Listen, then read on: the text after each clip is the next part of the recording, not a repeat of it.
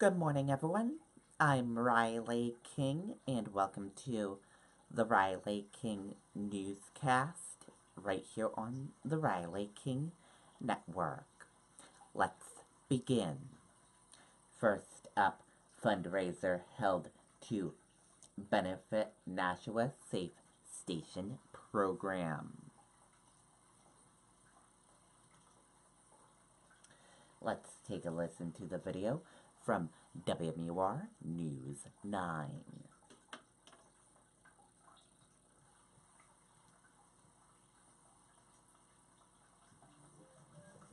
What, these both support the immune system? Too many choices?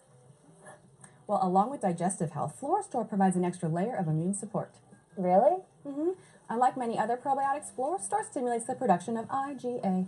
IgA? Oh, IgA is a protein that promotes health and defense against infection. All right. I'll try it. Woo! See you later, ladies. Let's go. Be biotic with Florastore. Gathering this morning in Nashua, people showed up for a fundraiser to support the Safe Station program.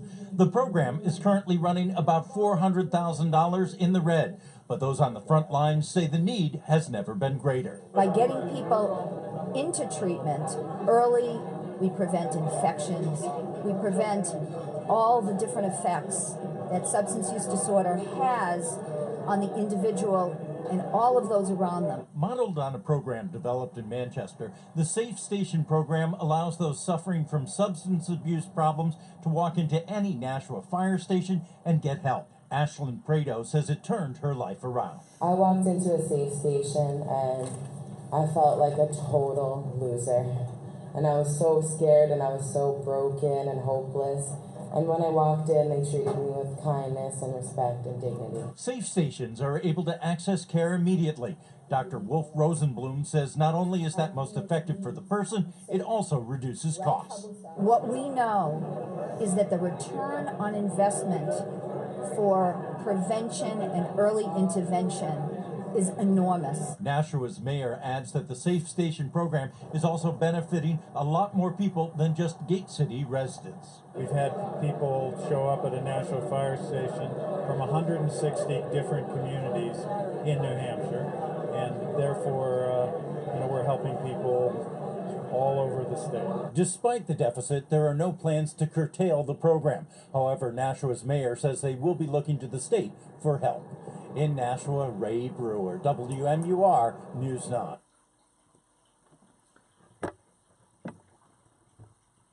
Okay, and there you go on that video and that report.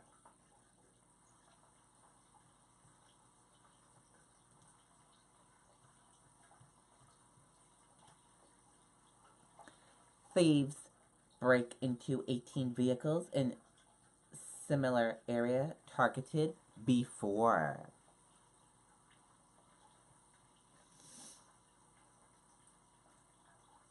Police are urging residents to lock their car doors after 18 cars were broken into over Monday and Tuesday, the Patriot Ledger reported.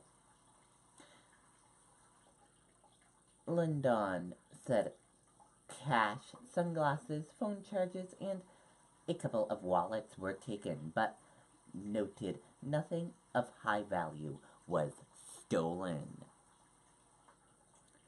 The cars were parked in driveways and on streets on Fairmont Avenue, Hollis Avenue, Acorn Avenue, West Street, Parkside Avenue, Sheffield Drive, and surrounding streets. Residents reported the thieves did it between 7:30 p.m. on Monday and 7 p.m. on Tuesday, London said. Braintree police have no leads on who could be behind the thieves, but said they are likely connected. Instead, London urges people to lock their car doors, especially at night. Since December, at least 56 cars have been broken into in Braintree. More than 300 cars were broken into in East Braintree over the weekend on December 2nd and 3rd. Another 8 cars were targeted around Kendall Avenue on January 30th. But police were able to nab the suspect in that case, London said. After an alert resident called police when she saw a stranger trying to access her car, officers were able to follow the tracks in the snow and arrested 29-year-old Michael P. Carter, Jr. of Dorchester. A judge set Carter's bail at $1,000 after he pleaded not guilty to 7 counts of breaking into and entering and 1 count of destruction of property in Quincy District Court on January 31st. He returns to court on February 22nd.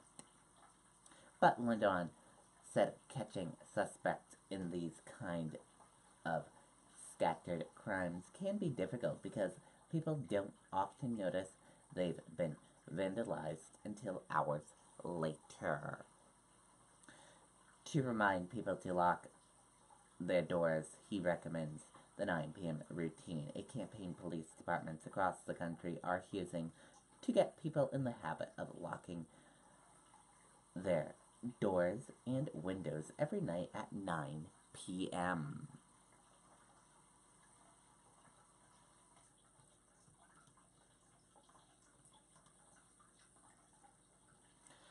Driver trapped in car for 10 hours after crashing into roof of home.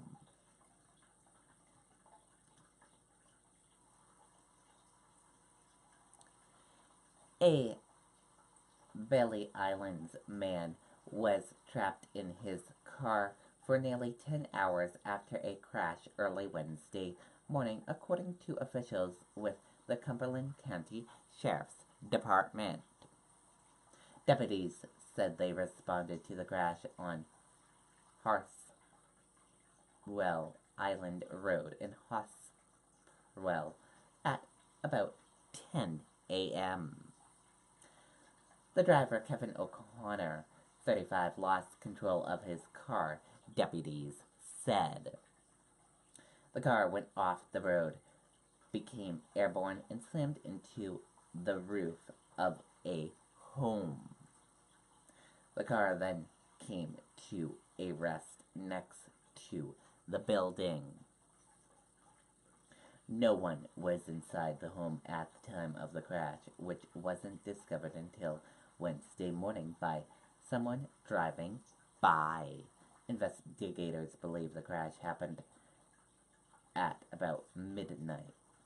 Deputies said O'Connor suffered several broken bones and a head injury and was taken to Maine Medical Center in Portland. O'Connor had a cell phone, but the battery was dead, officials said. Deputies said speed is a factor in the crash, which remains under investigation.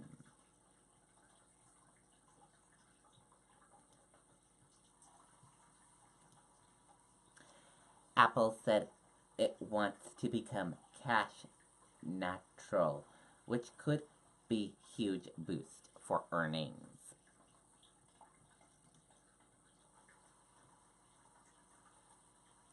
Apple earnings could pop as much as 30% higher than current estimates if the company buys back 10% of its shares each year over the next several years.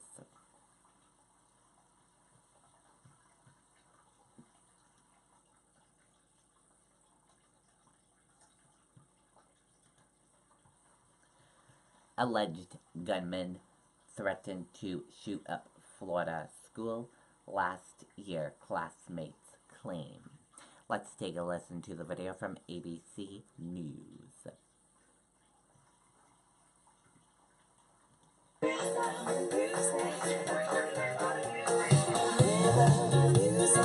If you got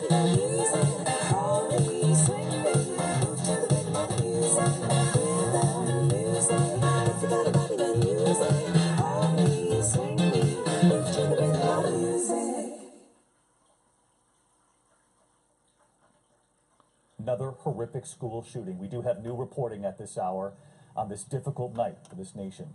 We have just learned at least 17 dead after a shooting rampage inside a Florida high school. The gunfire heard inside and outside the school. It was put on lockdown, students running for their lives. A massive show of force from law enforcement. Some of the injured treated right there on the sidewalk. Inside the school, students hiding from the gunfire, armed SWAT teams entering, going classroom to classroom. Anguished parents waiting to hear from their children. Tearful reunions when they finally reach them. At this hour, a suspect is in custody. It's believed he was a former student. His name is Nicholas Cruz. And tonight, new information on the weapon. We have team coverage beginning with ABC's Victor Akendo on the scene in Parkland, Florida. Tonight in Florida, Marjorie Stoneman Douglas High School turned into a war zone in seconds. Just after 2 p.m., a shooter opening fire inside. Students can be seen taking cover under a hail of gunfire as police race to the scene. I have the gunshot victim. He's by the entrance on the west side of the school. SWAT teams swarming the perimeter of the school, frantically searching for the gunman, then moving inside. Do you know where the shooter is? We don't know, but we're in the building. Officers going room by room. Students barricading themselves inside, frantically texting their parents. She keeps telling me to stay away. Be safe, Mom, you stay away. And I'm like, and I'm telling her, no, Crystal, I'm your mother, I'm not staying away. Outside, chaos. Students seen streaming out of the building, many with hands on their heads. A sea of backpacks can be seen abandoned on the ground. Paramedics rushing to treat the wounded, loading one after another onto stretchers and into ambulances. This injured person given chest compressions right there on scene. At least 15 victims treated for injuries. An hour later, at 3 p.m., that shooter still at large with possible description. White male, burgundy shirt, wearing a black hat, and either long black pants or shorts. He mixed in with a group of students that were running westbound. Some parents reunited with their children who managed to get out safely. Others frantically searching for those still trapped inside. We can't get to her. We can't get hold of her. Have you called and you've texted, nothing has come back? Her boyfriend got shot. We heard. One student recalling a horrifying scene inside, seeing her teacher shot. We saw his body for like 30 minutes. We were just like praying and crying and then the police came and we just got out. That was just another fire drill because we had another one earlier. But as soon as the fire drill got pulled, the fire alarm got pulled and kids were evacuating, I heard 5 pops.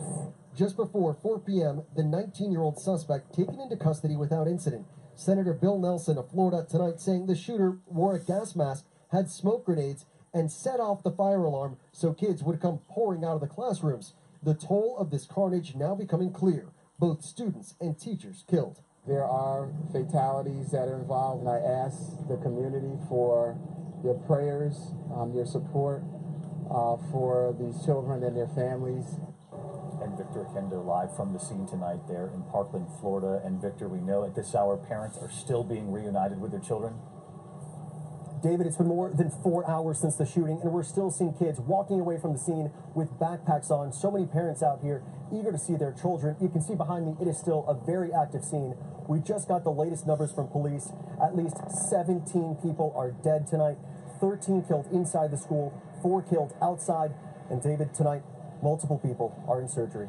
David? In surgery, we are thinking of them. And Victor, while we're looking at those pictures behind us, just describe for us the scene, if you will. We know that the FBI is on the scene, local law enforcement as well on the scene.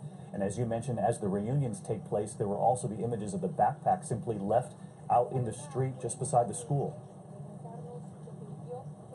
David, this is a massive school, so as you can imagine, the police presence here, the amount of law enforcement that showed up from the surrounding agencies, it was an impressive show of force here. It is just a mess here, to be honest with you right now, but investigators will be working through the night to determine exactly, give us an exact number, working through this horrible scene here tonight, David. All right, Victor Akendo leading us off.